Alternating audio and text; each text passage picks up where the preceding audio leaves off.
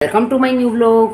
તો આજે હું તમને સૂકા એટલે શેકેલા રોસ્ટેડ પૌવાની રેસીપી આપવાની છું, એટલે કે રોસ્ટેડ પૌવાના ચેવડાની. તો એની માટે મેં અહીંયા આગળ આ સાવ પતલા પૌવા લઈ લીધા છે, અને અહીંયા આગળ આ સિંગદાણા લીધા છે, દાળિયા લીધા છે, કાજુ લીધા છે, અને આમાં જે મિરચી લઈશ, આ પાવડર સુગર છે, આ મીઠું છે, અને આમાં હું 1 ચમચો તેલ નાખી દઈશ. તો તમે જોઈ શકો છો કે મેં આમાં આ 1 ચમચો જેટલું તેલ નાખી દીધું છે. હવે આમાં હું થોડુંક મીઠું નાખી દઈશ,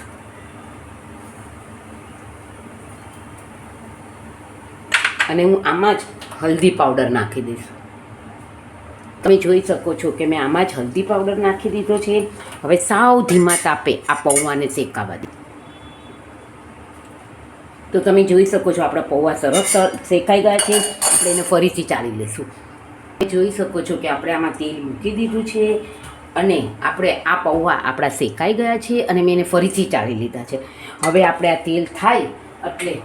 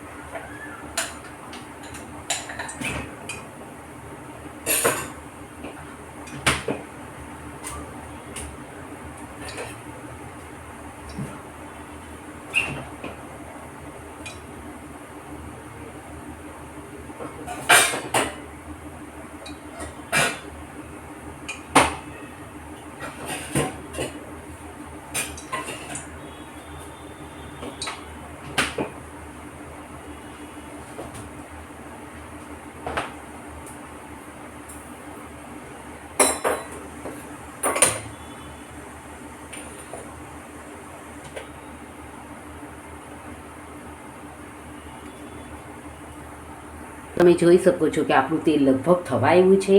હવે હું આ કાણાવાળો વાટકો લઈ લઈશ, અને આમાં સૌ પ્રથમ સિંગદાણા તળી લઈશ. તો તમે આપણે થોડું મીઠું રાખીને કરેલું. હવે આપણે આટલું મીઠું નાખી દઈશું, કારણ કે આપણે હવે બધું જ સિંગદાણા ને બધું જ, અને આ આપણે પૂરું સાકર નાખી દીધી છે. તો તમે જોઈ શકો છો કે અમે આમાં બોરું સાકર અને મીઠું બંને નાખી દીધા છે. આપણું તેલ ગરમ થઈ ગયું છે. હવે હું એમાં સિંગદાણા તળી લઈશ.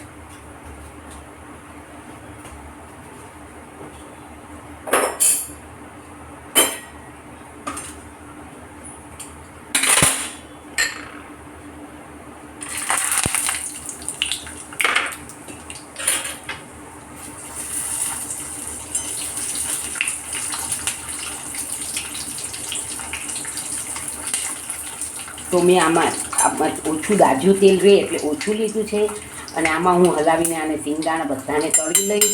મેં ગેસ ફાસ્ટ રાખ્યો છે, અને હું સિંગદાણાને તળી લઈશ, અને પછી આમાં ચેવડામાં અને આમાં હું આ એક લીમડાનું પત્તું પણ નાખી દઈશ.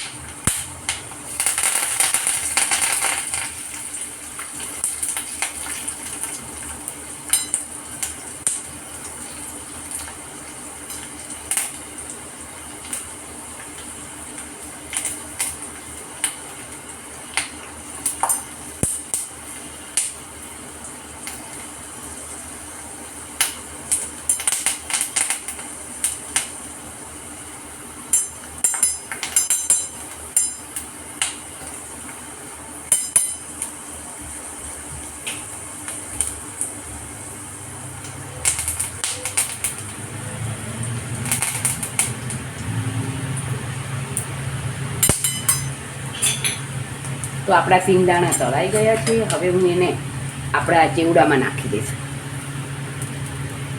પછી આપણે એવી જ રીતે આ દાળિયાને તળી લઈશું.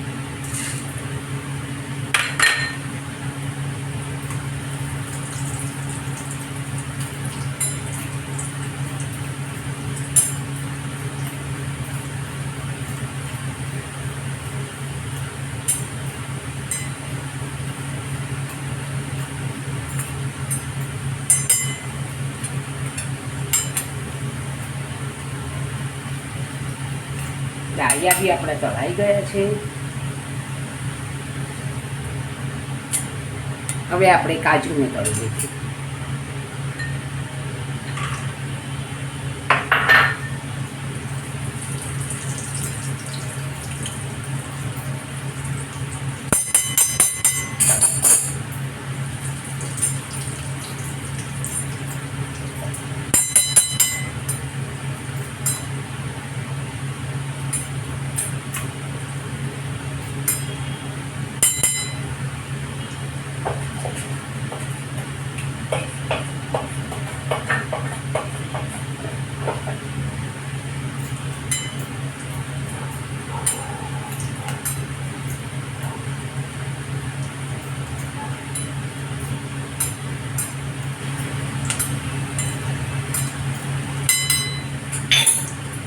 તો તમે જોઈ શકો છો આપણા કાજુ પણ તળાઈ ગયા છે સરસ. અને હવે બધું જ આમાં મિક્સ કરી દઈશું.